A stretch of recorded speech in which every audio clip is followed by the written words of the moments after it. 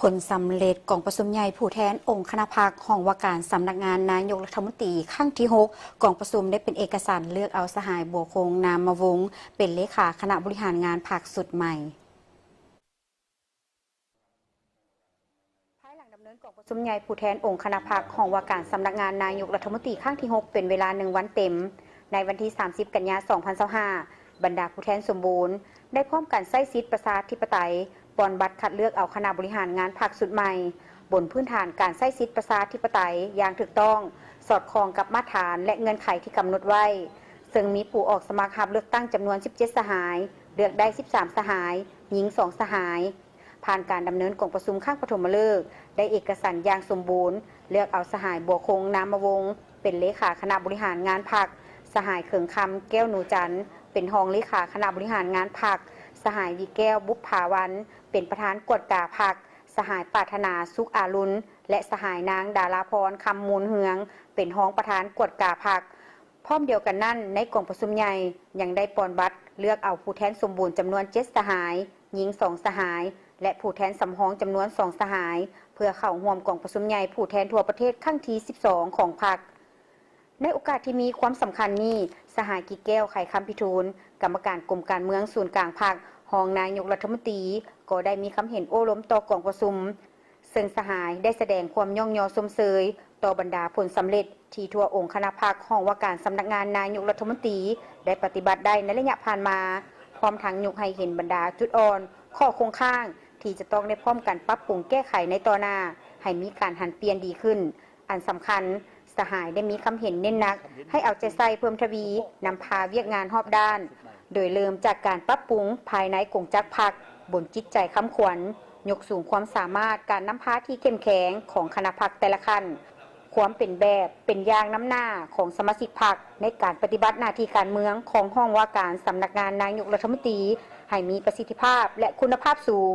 เว้ารวมเว้าเฉพาะให้ถือสำคัญและเอาใจใส่การก่อสร้างพรรคทางด้านการเมืองแนวคิดปรับปรุงยกสูงความเชื่อมั่นอย่างตายใจมีความเป็นเอกภาพสูงกับแนวทางทิศทางที่พรรคลัดวางออกบนพื้นฐานสร้างความตัดสินใจเด็ดเดียวจัดตั้งให้ปรากฏผลเป็นจริงยูแห่งความตื่นตัวฝึกฝนล่อหลอมตนเองของสมาชิกพรรคด้านคุณธาตุการเมืองคุณสมบัติศีลธรรมปฏิบัติความรู้ความสามารถแบบแผนวิธีนำพาและแบบแผนวิธีเฮ็ดเวียกเอาใจใส่อย่างจดจ่อต่อการก่อสร้างพรรคทางด้านการจัดตั้งโดยปฏิบัติเข้มงวด5หลักการ3ทิศนำของพรรคตั้งหน้าปรับปรุงแบบแผนวิธีนำพาขององค์คณะพรรคเป็นต้นนำพาด้วยแนวทางและระเบียบกฎหมายติดพันกับการขยายความเป็นแบบอย่างนำหน้าของพรรค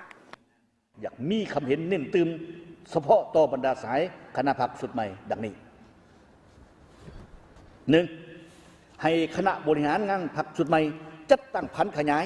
มติกองประชุมใหญ่ครั้งนี้ให้เป็นโครงการเป็นแผนงานหันเป็นรายละเอียดสอดคล้องกับ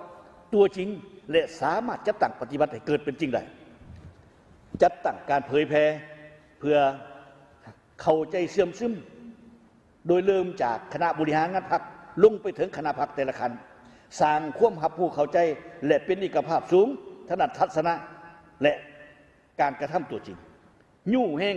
ขบวนการเพื่อสร้างการหันเปลี่ยนอย่างแข็งแกร่งลึกซึ้งรอบด้านในเวียกงานเส้นการหับใส่รัฐบาล 2. ให้ฮีบห้อนแบ่งความผิดชอบภายในคณะบริหารงานพรรคคณะประจำพรรคให้ละเอียดจะแจ้งต้องยึดมันและปฏิบัติเข้มงวดหลักการระบอบแบบแผนวิธีนำพาของพรรครับผิดชอบโดยกงต่อผลได้ผลเสียของเวียกงานที่ถูกมอบหมายทั้งยกสูงความเป็นเจ้าการต่อหน้าที่การเมืองที่ภาครัฐและประชาชนมอบหมายให้ทุ่มเทเหือแห้งสติปัญญาความรู้ความสามารถและมีความเสียสละเพื่อเฮ็ดสำเร็จหน้าที่ที่ได้รับมอบหมาย 3. สืบต่อตั้งหน้าฝึกฝนหล่อหลอมตัวเองด้านคุณธาตุการเมืองคุณสมบัติศีลธรรมปฏิบัติความเป็นแบบอย่างนั้นนาด้านความจงรักภักดีความซื่อสัตย์บริสุทธิ์ต่ออุดมการณ์ของพรรคต่อผลประโยชน์ของประชาชนและประเทศชาติสามัคคีฮักแพงจริงใจต่อหมู่คณะและช่วยเหลือก่อสร้างหมู่คณะให้มีความเติบใหญ่เข้มแข็งขึ้นพร้อมๆกัน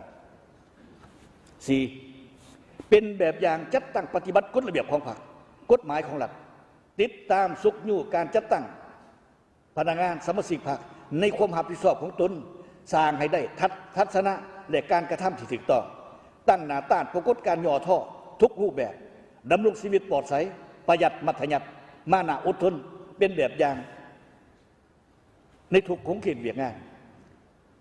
พร้อมกันนี้ก็หลีกเลี่ยงที่สุดพยาธิอาญาสิทธิ์สร้างกลุ่มก้อนจุ่มเชื่อเสื้อสายคนเจ้าคนคอยสร้างผลประโยชน์กลุ่มก้อนพรรคพวกที่จะกระทบต่อบทบาทอิทธิพลและความเสื่อมันของมหาชนของประชาชน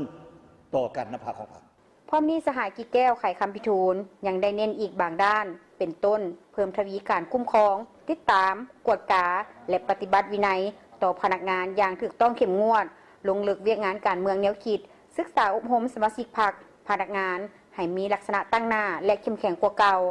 สร้างความสามัคคีและมีการค้นคว้าปรับปรุงวิธีการเฮ็ดเวียกให้แทนเหมาะกับสภาพตัวจริงในแต่ละระยะติดพันกับการก่อสร้างและฝึกอบรมพนักงานให้มีความรู้ความสามารถมีความยุติธรรมมีน้ำใจเสียสละมีคุณธาตุการเมืองคุณสมบัติศีลธรรมปฏิบัติมีระเบียบวินัยเข้มงวดเอาใจใส่ปรับปรุงกงจักรการจัดตั้งให้กระทัดรัดเข้มแข็งมีประสิทธิภาพหันเป็นทันสมัยไปเคียงคู่กับการปรับปรุงนิติกรรมระเบียบการต่างๆให้รัดกุมปรับปรุงกลไกประสานงานให้คล่องตัวว่องไวเอาใจใส่สร้างและปรับปรุงโครงการดำเนินงานแผนการเคลื่อนไหวเวียกงานของรัฐบาลนายกรองนายกรัฐมนตรีแต่ละระยะให้ละเอียดและสอดคล้องกว่าเก่าติดตามกฎกาการจัดตั้งปฏิบัตินิติกรรมต่างๆให้เป็นไปในล้วงเดียวกันกับแผนของรัฐบาลยกสูงความสามารถเป็นเสนาธิการสวยนายกบรรดารองนายกรัฐมนตรี